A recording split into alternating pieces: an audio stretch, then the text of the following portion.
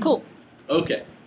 Good afternoon, everyone. My name is Jeremy Crones. I'm a senior anthropology major at the University of Maryland, and this program has been in my mind since I was a freshman, and I'm very excited to finally have been a part of it. Today I'm going to be talking about cultural change through climate change and traditional ecological knowledge. So the first, I want to go over the issue, climate change. I don't want to get political. I don't want to argue whether climate change is happening, whether it's anthropogenic or not. We're going to accept, at least for this presentation, that climate change is happening. Climate change research is dominated by two main fields. One is politics. There are a variety of organizations, both domestic and international, that research climate change, including the United Nations Framework Convention on Climate Change, the United States EPA, and the IPCC, the Intergovernmental Panel on Climate Change. The second are the physical sciences. Climate change is researched through ecology, geology, biology, hydrology, any of the harder sciences that Kyle is interested in and all of us didn't like in high school. But what is missing? What about the social sciences? Social sciences are sociology and anthropology and psychology. These are sciences, and geography. These are sciences that aren't emphasized as well in our public schools, but are still very important because they deal with people, and people are obviously a very large part of our world. I don't know which screen to look at here. Okay. So the social sciences and the social sciences and climate change. I was using a book by Grossman and Parker called Asserting Native Resilience. Asserting Native Resilience was written for the Pacific Northwest up and through Canada, up through to Alaska, about climate change effects on native populations. There were two quotes that I took from this book that hit me the hardest. The first is that indigenous peoples around the world are often viewed as canaries in a mine shaft. It's generally accepted, at least in this book, that indigenous peoples, Native Americans, First Peoples, Aboriginals, all around the world are the most closely connected cultures to nature and to the natural cycles of the earth. They are the observers, they are the victims, they are the mitigators, and they are the adapters to climate change. They feel it first because their economies are most closely connected to the fishery system, to the hunting system, and to basic agricultural systems. The second is that in the early documents that the United States government made with Native American tribes around the continental US use the words, as long as the rivers run, in two ways. The first way was to describe the length of the relationship, the very close and consensual relationship between the United States government and these native populations. They said, we will be friends for as long as the rivers run. They also said that the agreements would last that long. It accepted that the rivers would run at a relatively fixed state of time, or fixed state of being, where the rivers would always run, the water was taken for granted, because, as we learned from Kyle, it's a closed loop and the water won't go anywhere. Unfortunately, as our class watched Chasing Water by Pete McBride, which he was a local from Colorado who studied the Colorado River and followed it all the way out to the bay, or at least as close as he could get, he learned that the Colorado River doesn't run that long anymore. It's drying up, it doesn't reach the ocean. And I found that to be incredibly symbolic of the relationships the United States government has with the Native Americans and a lot of the treaties we've made. Throughout this presentation, I'll be going through definitions and asking certain questions after each definition. I hope that everyone will participate. So the first definition we're going to go through, and I'm just going to gloss over it, is climate change. I hope to assume that everyone here at least has an understanding of climate change. Climate change are alterations in the global environment and changes in the extreme. As we learn from Bill DeBees, climate change has three significant components. The first is that the hotter and drier areas of the world will become hotter and drier. The colder and wetter areas of the world will become colder and wetter. And the areas of the world that have variations will become more variable.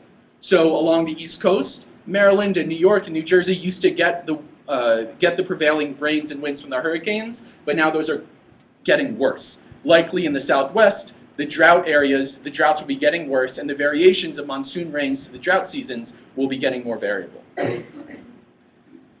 A comic I found that struck home to me, especially for this presentation and research, was done by Chris Madden. It's a man with his head in the sand saying, burying my head in the sand over climate change is so much easier now that half the world has turned to desert. So the question now are, what are some key regions that we know about that are significantly affected by climate change? I already mentioned a couple. Southwest. The Southwest. Antarctica. Let's get two more. China, Middle East. All right, so all of these are significant areas of the world greatly affected by climate change. And all of them, except for Antarctica, have native populations. We're going to focus, obviously, on the American Southwest. The American Southwest is the region defined from the Four Corners down to the southern end of Chihuahua, Mexico. The map, Four Corners is located... Sorry, different scale. Four Corners is located there, down to about central Mexico is the American Southwest. So, who is affected in this region? Who are the stakeholders? This is a question. Colleen. Obviously, the people who live here. People who live here. Can you break that down? Indigenous people. Indigenous people. Land managers. Hmm? Land managers. Land managers like Jacob. Other park service. Ranchers. Yeah. Wildlife. They're definitely stakeholders. Hikers. And hikers. That's good. So that's a very nice group. The first one that was said was indigenous people. One of those groups of indigenous people are the Navajo. The Navajo Nation is a federal reservation in Arizona, New Mexico, and Utah. Map of the Southwest. I'm going to focus right on the Four Corners region. This is a map, skewed map of the Navajo Nation and the surrounding area. We're here in Flagstaff. We've driven through Cameron, past Tuba City, through the Hopi Reservation. Now, two key terms that I used in my research are traditional knowledge and traditional ecological knowledge. Traditional knowledge is a body of understanding acquired through experiential and spiritual learning. This is anything from the legends and myths of a significant culture or going out into the field and learning this and passing it down through the generations.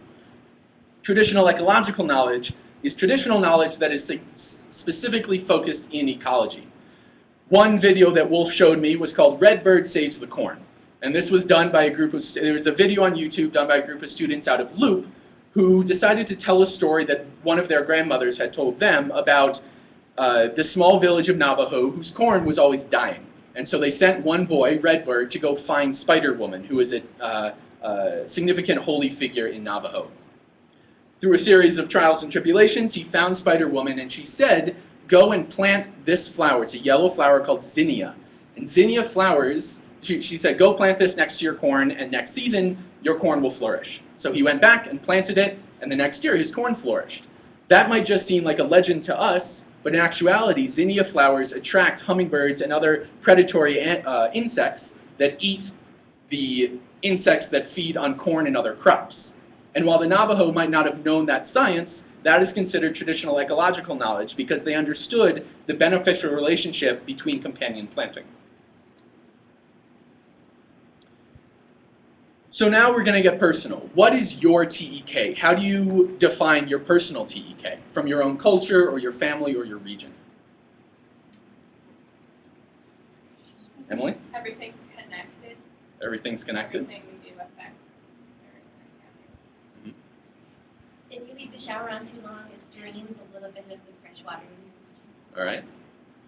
Vanessa?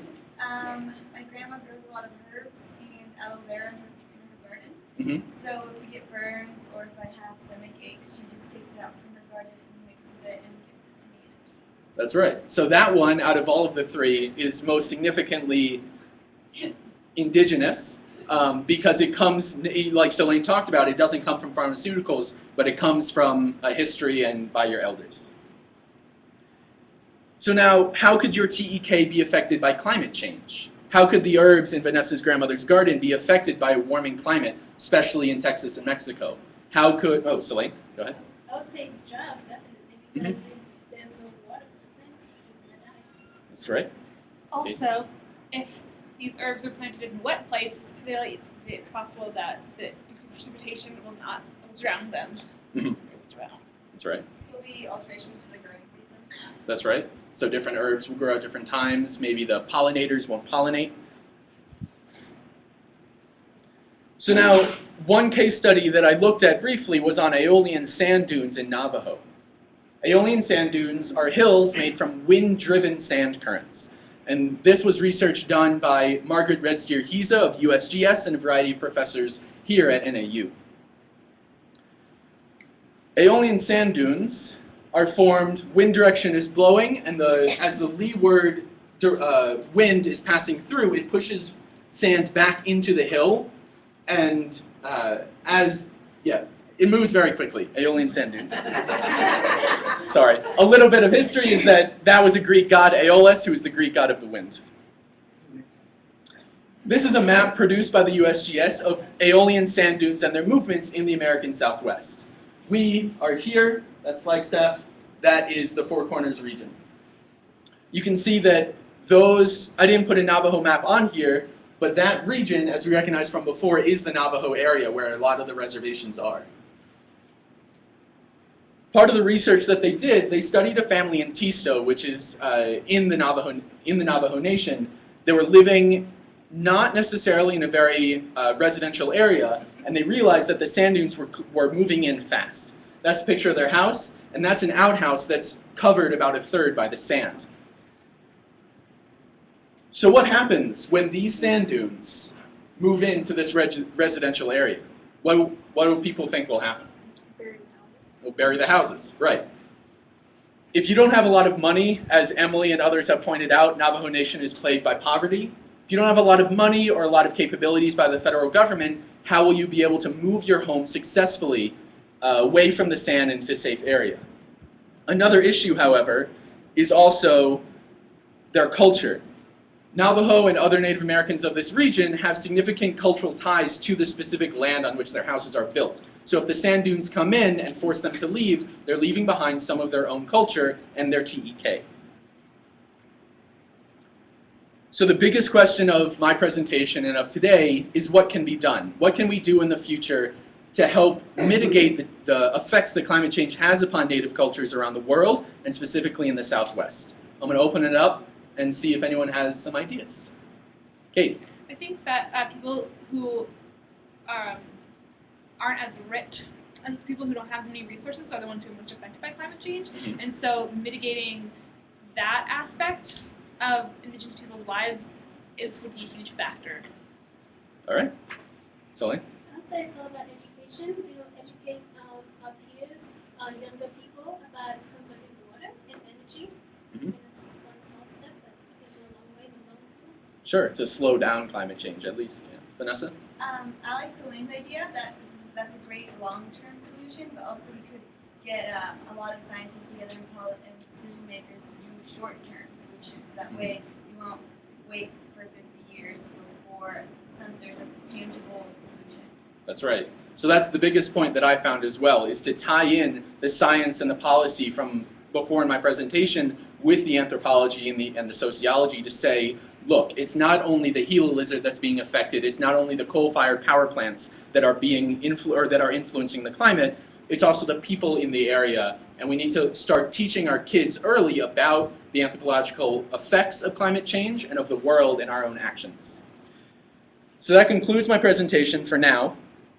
My research, I feel that this semester, I'm inspired to say this, the conversation with Wayne, this semester was incredibly inspirational for me. It opened me up to the American Southwest and the climate, both political and actual climate of the American Southwest.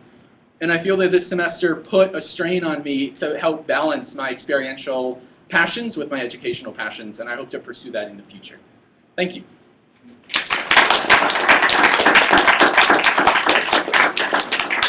If there is time, does anyone have any questions for me? Celine.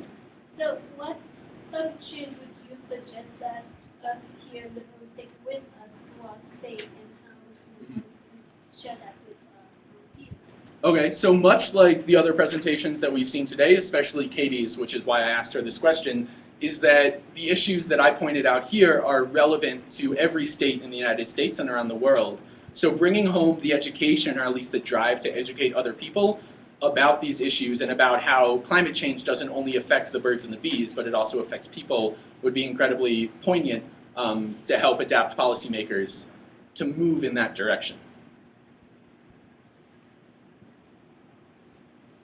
Yes? Do you have any ethical considerations for manipulating climate change?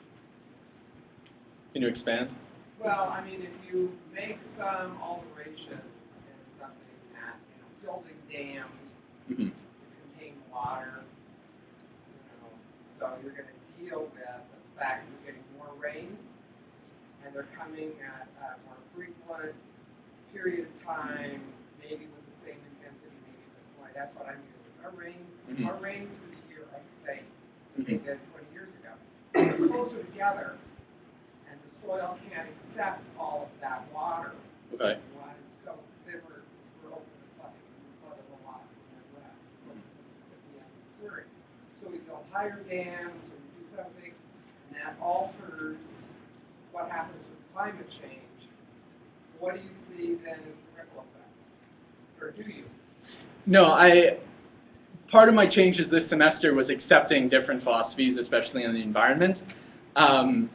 And while deep down in my heart I say it's people's own fault for living in flood zones and for living in environmentally precarious situations, I recognize the importance of protecting the society that we have.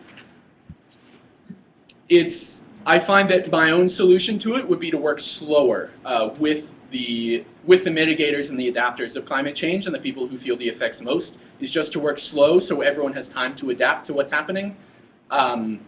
Progress and development must happen. It's the way of the Western world and the way of America. But if we do take a step back for every 2 steps that we take forward, I feel that everyone at least should be able to understand the matchup that we make. Does that appeal to your question? Somehow there's an effect somewhere you have to weigh. Yeah, the pros and cons of building a dam to affect the river, but it also protects the people who live downstream of the river. You've lost land for productive people. Right. On the other side. Right. And yeah, it's we're dealing with that here with the dams on the Colorado River. It's a precarious situation. I'm sorry. Okay, well, thank you very much. Oh, right. That's a stop sign. Next up is Jess Beutler, and she's going to be talking about the Grand Canyon Semester Research Seminar. That is not what I'm going to be talking about. That's all right. Okay. My name is Jessica Beutler, and I am actually presenting on Bridging the Gap, Public Involvement in the Stakeholder Processes of Grand Canyon National Park Management. In 1933, George Wright said, "Our national heritage is richer than just scenic features." The realization is coming that perhaps our greatest national heritage is nature itself, with all its complexity and its abundance of life, which, when combined with great scenic beauty as it is in the national parks, becomes of unlimited value. Now, others have gone on to say that the Grand Canyon National Park specifically is our nation's most valuable landscape. So, who is it that values the Grand Canyon? There are over 4.5 million visitors to the Grand Canyon every year, coming from all around the world. There are over a dozen tribes, such as the Havasupai and Wallapai, that have ties to the Grand Canyon. There are over 135,000 residents that share Coconino County with the park, and there's over 10 million individuals that depend on the Colorado River and for its water and other resources. As the Grand Canyon is one of the 7 natural wonders of the world, there are millions more than just these statistics that value the Grand Canyon. So what is it that makes it so valuable? Some might say that the wildlife and the biodiversity of the canyon make it valuable. Others might say the recreational opportunities or the history that it provides through archaeology and geology.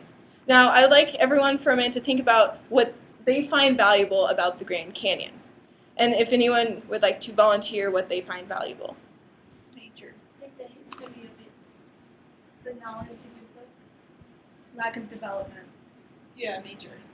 The opportunity to remove yourself from civilization. Yeah. As you can see, there are a lot of different things that people value about the Grand Canyon, and this is only a small portion of the millions of people that value it. However, sometimes there are conflicts in what we value, especially when there's development, mining, and overflights in the canyon. These are some of the conflicting values. So in the end, who is it that chooses what is valuable? Now, the National Park Service are these people. They are the ones that make the land management decisions for the park. In addition, regional land managers also have impacts on this. They choose what is valuable about their own lands and make decisions based on that. And in turn, those decisions directly impact the park as well. In addition, stakeholders also have an impact on this.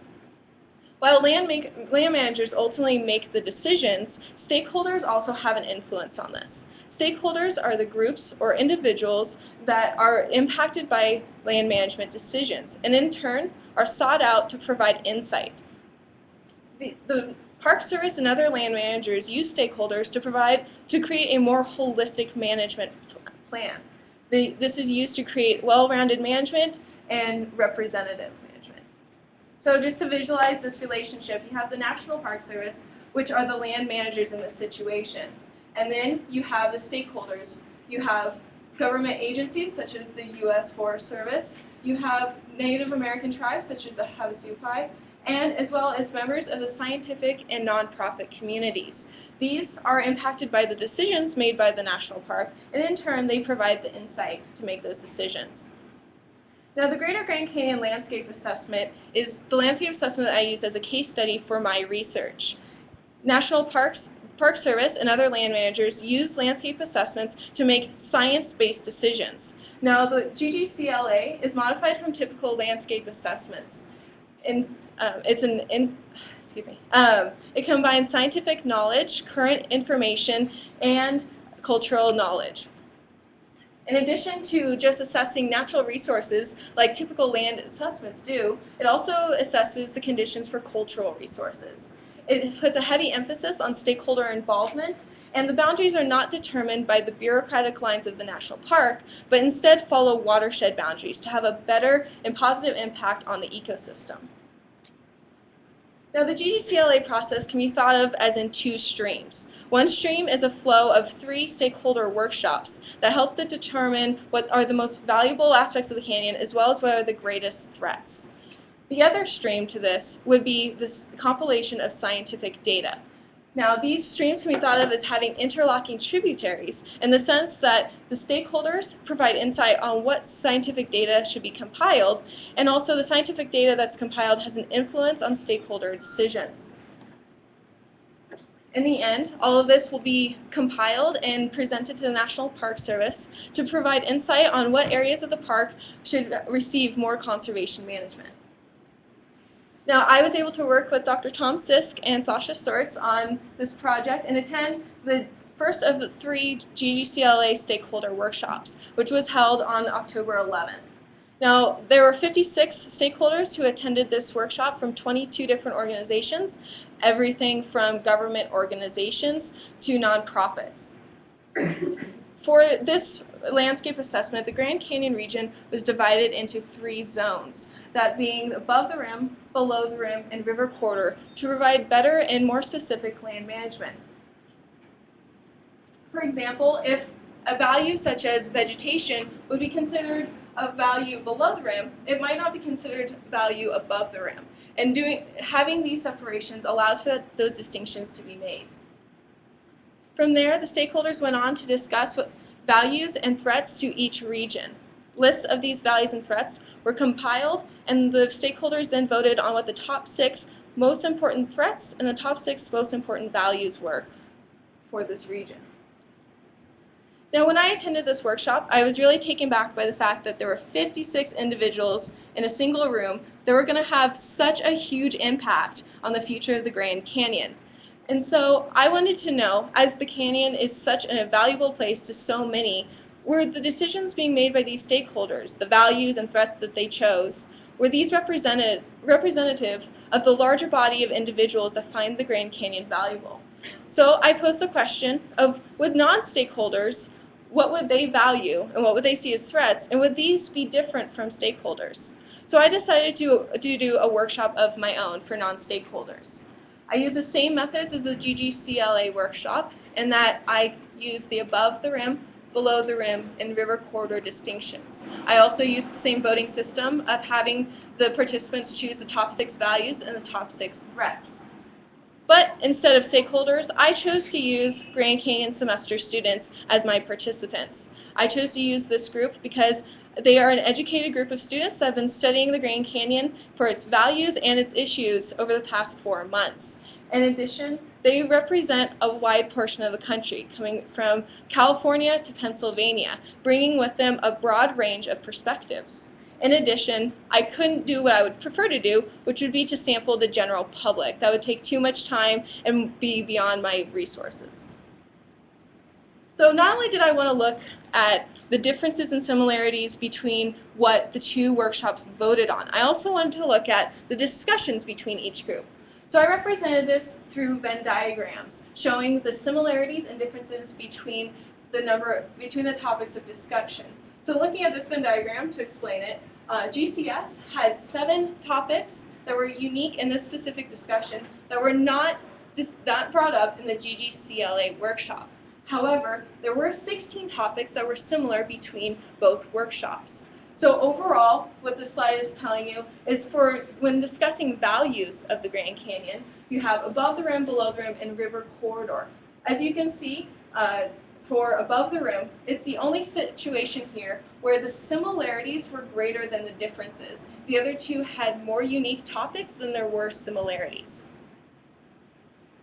Going on to the top votes that were received, GCS chose hiking, connectivity, education, native ecosystems, and seeps and springs as the top values in the Grand Canyon.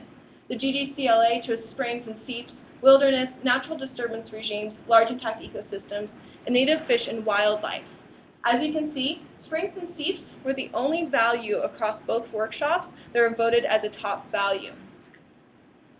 Native ecosystems and large intact ecosystems could be seen to be the same thing. However, GCS voted this as a below the rim value, whereas GGCLA voted that as an above the rim value, making these 2 different values.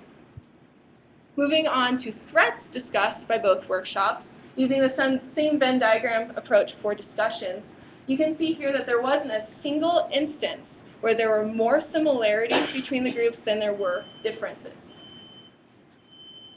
But going on to the top threats voted upon by the groups, coal mining, uranium mining, overcrowding, Glen Canyon Dam, and development at both above the rim and river corridor were the top threats that GCS chose. GGCLA chose altered hydrologic regimes, industrialization, invasive species, groundwater withdrawal, and recreational demands for their top threats. There is not a single similarity for the threats between the 2 workshops here. So, in summary of the results, there were some similarities between the groups when it came to values. There was the top value of springs and seeps that were considered, as well as the one instance where there were more similarities in discussion than there were differences for above the rim. However, even though there were some similarities, these really don't account for much. These are very minimal similarities. Looking at the threats, there was quite a huge difference between the 2 workshops. The top threats did not have any similarities, and there was no point where the discussions were more similar than different. And as I said before, the Grand Canyon semester students are a group of educated students that have been studying this region from a broad perspective.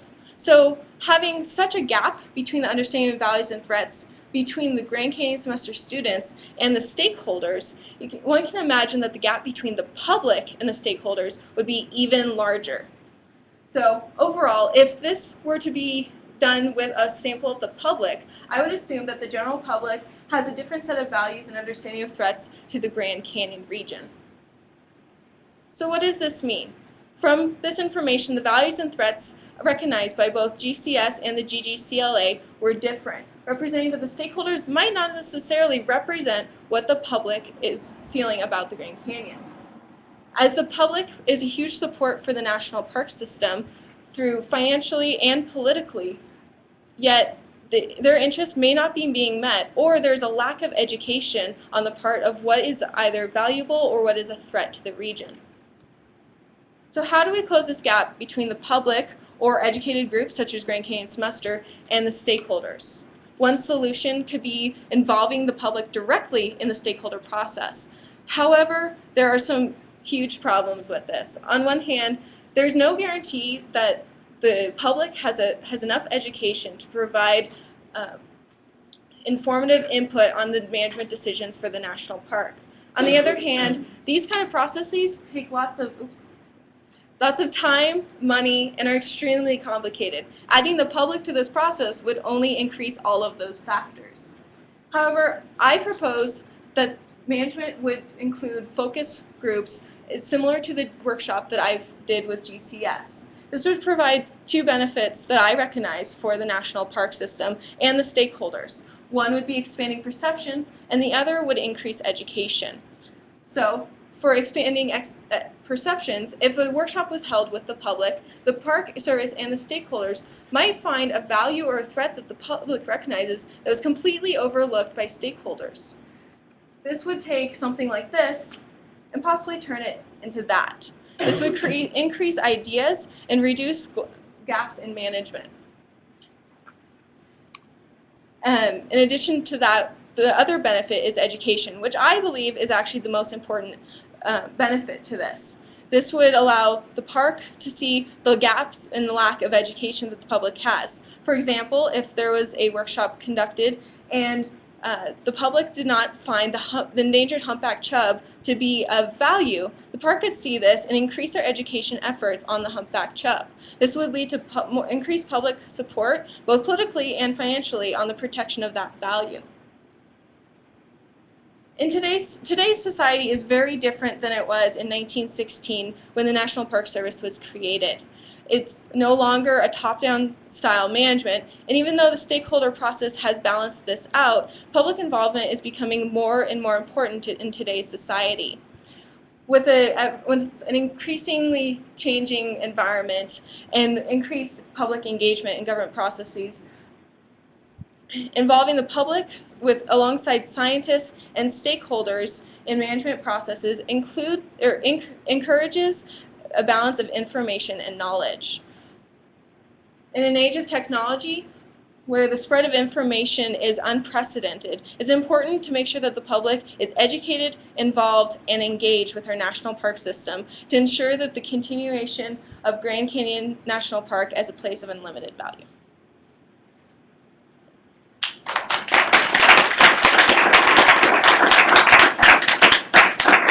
Oh my gosh, Colleen. Okay, so on those Venn diagrams, I noticed you had some asterisks by some of the numbers. Yes. What were those?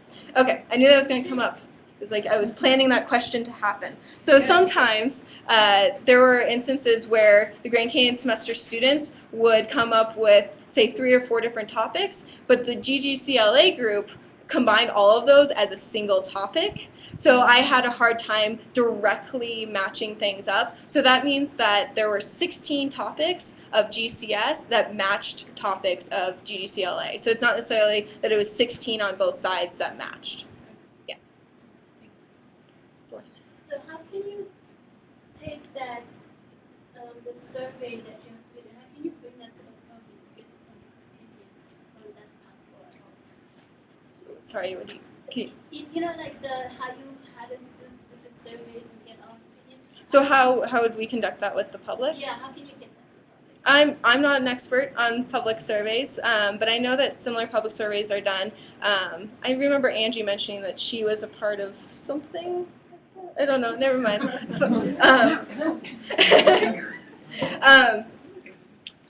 Well, it would have to be a random sample that was well representative of the public.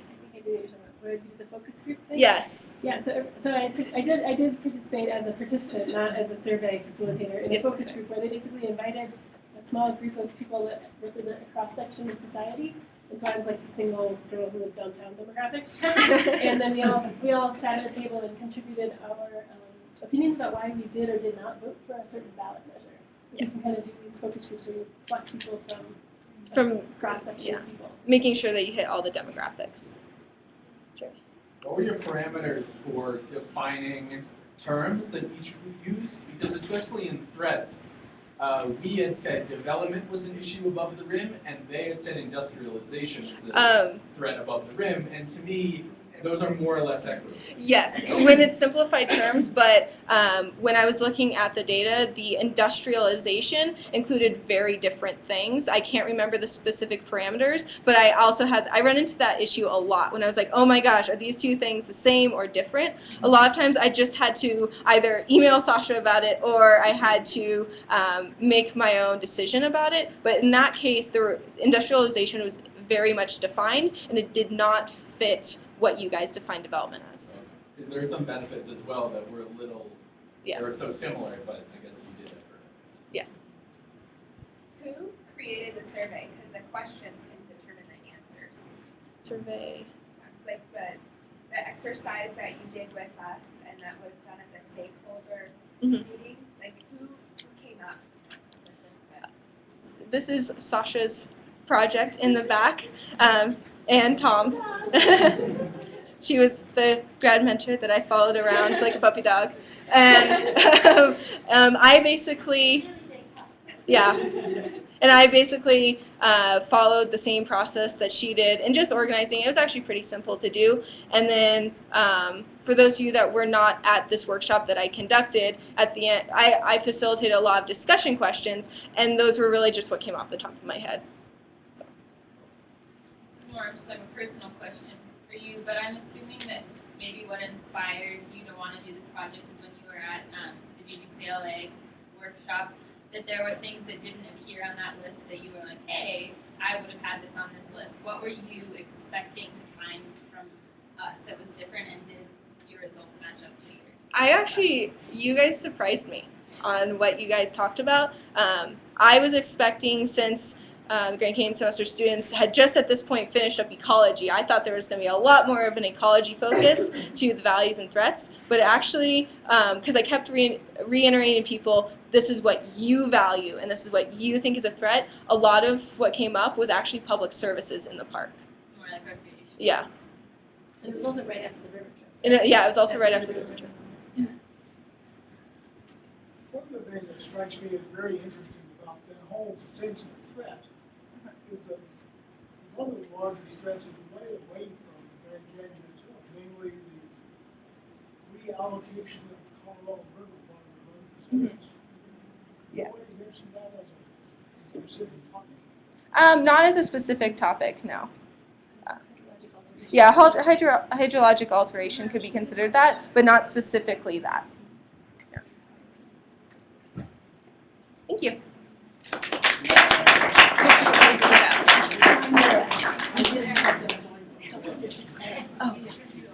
And now I would like to introduce the extremely awesome Miss Clara Niblink, who will be talking about badass babes in the Southwest.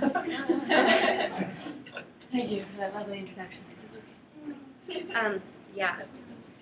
Okay. Hi, how you doing? Good. My name's Clara Niblink. I am a geography major at the University of Georgia, and soon, hopefully, to be a woman in the media major, which I'm making up myself. My topic is called Women of the Western Wilderness. There's some alliteration for you. I was interested in how women who engage in outdoor professions and lifestyles create their own unique sense of place and sense of identity in the West. So before we do anything, I want everyone to close their eyes. We did this on the river trip, sorry you guys. And just imagine one of your favorite places in the world. And when you open your eyes, I want you to tell me how it makes you feel or how you think it shaped you. Raise your hand. Let's go. Angie. It makes me feel warm and cinnamony. Ooh, excellent. Makes me feel strong. Yeah. Like when I'm divided my whole identity from Oh my gosh. I feel like flying. That's perfect. Okay. 2 more. Huh? Connected. Yes. Extremely large and extremely small at the same Very open. That's excellent. You guys had great answers. A+. So places shape our identities. Places act on people just as people act on places. This is a quote by Southwestern writer Terry Tempest Williams, who focuses on place. She argues for a geography of the self, which is basically an argument for self-identity that's cued and shaped by the land. So some places, like the West, have a lot of wilderness, and this evokes a certain kind of sense of place and identity that we'll talk about. All right, so first I want you to take a look at this map. This is Flagstaff, and this is Flagstaff proper, and here's outside of Flagstaff. It's beautiful, it's green. Okay, now this is Athens, Georgia. This is Athens proper, and then this is outside of Athens. As you can see, there's a whole lot of development outside of Athens and a whole lot of wilderness outside of Flagstaff. Granted, the population sizes are a bit different. This is 60,000, this is around 100,000, but still, that's measuring inside the city, and you've got all this development outside. So, if we think that wilderness is the formation of self, it would kind of make sense that more of this wilderness-esque sense of place would happen in the West, because actually 78% of designated wilderness areas are west of the Mississippi River. So, Terry Tempest Williams also has another quote for this. She talks about the desert. Every pilgrimage to the desert is a pilgrimage to the self. There's no place to hide, and so we are found. Okay, so I want to talk about how these wilderness areas can create a sense of place that might be innovative or liberating, especially for women in the West. So my thesis was that, my thesis was that women in the West developed this unique sense of place and associated identity that is A, historically contingent on women before them, women who migrated to the West. That's B, actually contingent on the landscape itself, the fact that there's so much wilderness out here that you can engage in and recreate with and look at the big open skies. And this sense of place is also kind of embodied in movement with the land and through the land. You're not just walking your dog through the park, you're going on these backpacking excursions, you're going river running. And then finally, that this sense of place is potentially revolutionary if you're thinking about progress, women's movements and women's progress, because women can actually be free, active agents in this land. So let's talk about a little bit of background. Sensing place. Places are not open spaces onto which you pour humanity and language and culture, even though that happens, because people do act on places. But places also give something back to you. You absorb some of their placeness in you, and you take that with you as you go. So why is wilderness and why is sensing place important for women? Let's talk about manifest destiny. This is the period between the War of 1812 and somewhat after the Civil War of 1865, in which people were migrating westward. And this history is largely a male-dominated history. It's about men coming to the gold rush in California. It's about men going to the Oregon Trail. It's about men basically populating the West. But actually, there were a lot of women who came too. And as these women migrated west, as wives, as mothers, as daughters, sometimes they even homesteaded together. Two sisters would come together and homestead. Their lives changed drastically with the landscape. So I want you guys to imagine what a typical Wild West woman is, and will you shout out that image in your head for me? Cowgirl. Yeah. Anything else? Someone had a great Pioneer one. woman. Yes. Little house on the prairie. I don't think mine's good. You remember it? Prostitute? I do remember it. That was your suggestion. But yeah, so these are the images we have from women in the West. And this actually, your images align with the ones that scholars and academics talk about. This is these are two like dichotomous images. This one is kind of opposite of this one.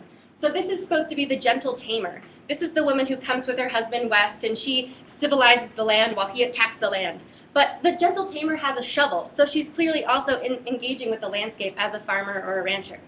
And then you have Annie Oakley, who's the best sharpshooter in the West, and she shoots just as well as, if not better than, some men. So you've got these two women who are sort of supposed to be complete opposites in this history of women's images, but they actually both engage actively with the landscape. Here's just a couple more images. These are cowgirls, and these are the first women in Colorado to actually recreate and climb mountains in their big skirts. What I think is really interesting about this history of migration of women to the West is that you start getting these actual women and these images of women in active positions, in positions where they're just as strong as men and just as capable. So you've got that onto this Western template of the land. Okay, so here's the thing. Women today still have self-esteem issues and confidence issues when you're comparing them to men. And there are studies done in gender journals and in outdoor recreation journals on how outdoor recreation affects women. Okay, so I have a little formula for you guys, for all you math-brained people, to figure it out. You take a girl who's sad because society has limited her. You give her a backpack. And then you multiply that by a mountain.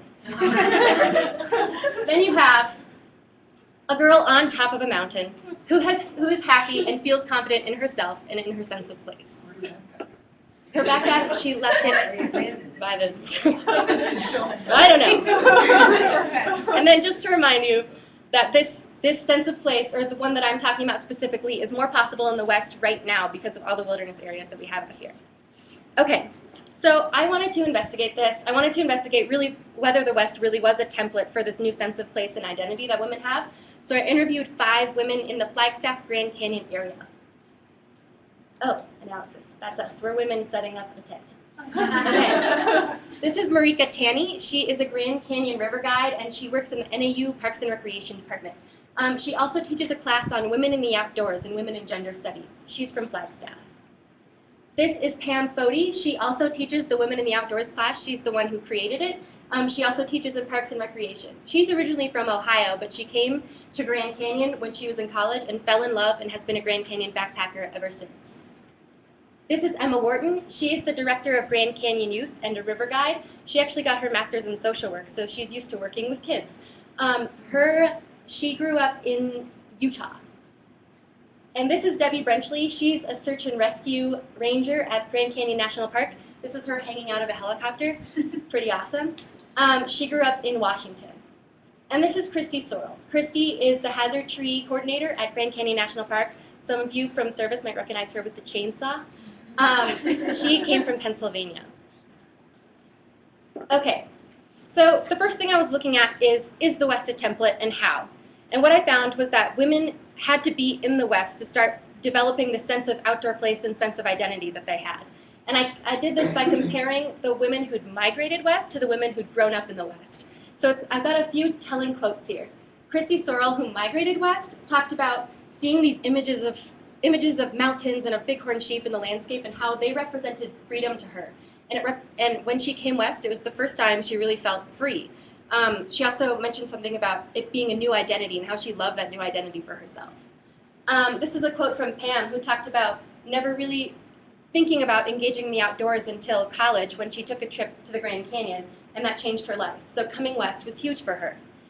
But the ladies who had grown up in the West never had that big moment of feeling free or connected or capable to the landscape because they've always felt that way.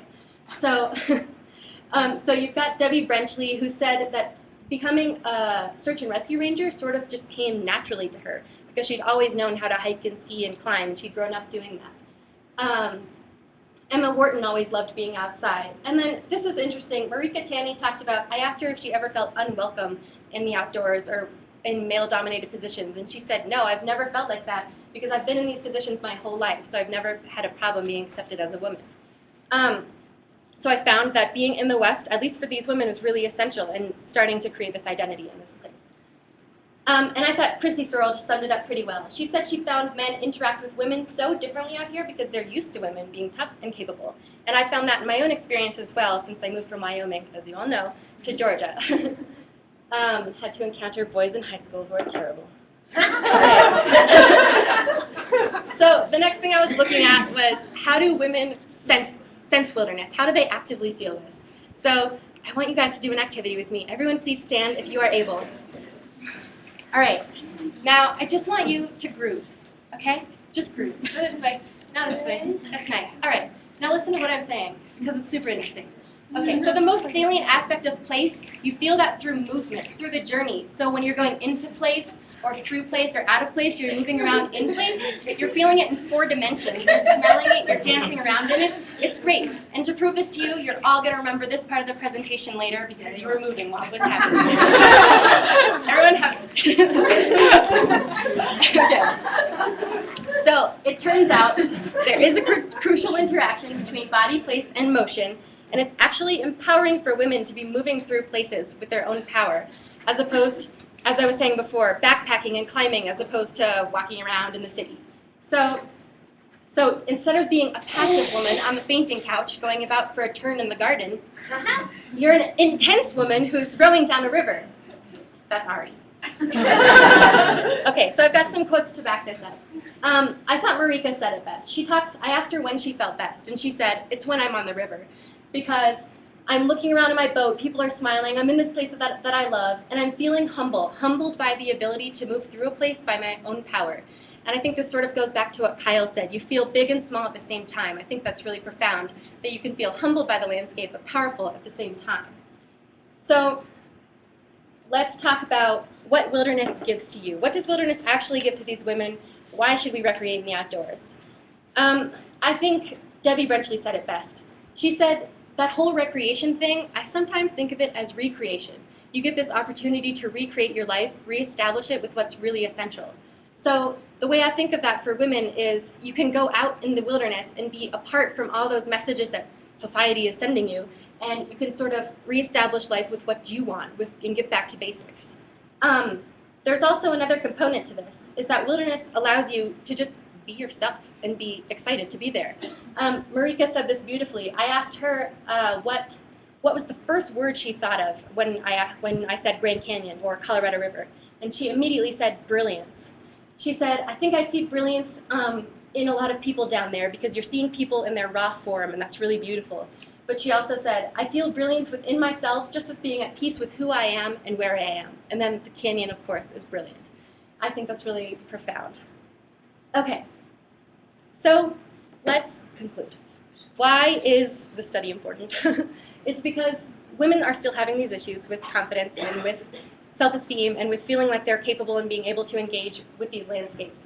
But if you, as evidenced by these 5 women, if you put them in the outdoors, something beautiful will happen, something magical, something where they find strength in themselves, and I think that's really awesome. And this is just one facet of, if you want to call it women's progress or even feminism. Some of these women don't even identify as feminists. But it's just one facet of it, but it's really working. It's a way to find your own strength apart from what people tell you to do. So I would encourage you guys to look for your own landscapes and places where you can connect with and where you can feel your own best self. And I know that I'll do that. When I go back to Georgia, I'm going to carry these messages from my research and from Grand Canyon semester and from this landscape with me. Thank you.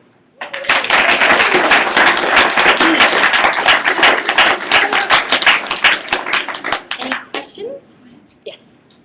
If you ever wanted to extend the study a bit, it'd be very interesting for you to talk to some native women, perhaps especially some native women who have been here Yeah. for 2,000 years or more, That, and who live and making up the society. That's an excellent point. That's something I didn't put in my presentation, but I did limit my study to Euro-American women because they were the women that I had found to interview, and I felt I wasn't capable at that moment of doing a complete multicultural study of women in the West. So I just focused on migration, Euro-American migration. But yeah, that's excellent. I would definitely do that if I expanded the study. Any other questions? I think you could also build upon this in other regions. I know, like you said, you're going to Africa and spring break, and Yeah. you can just I am, aren't I? applying this to different regions and seeing Mhm. how different cultures as well it shapes how women really like portray themselves and Mhm. beyond this just like geographic region, but also culture plays into it as well.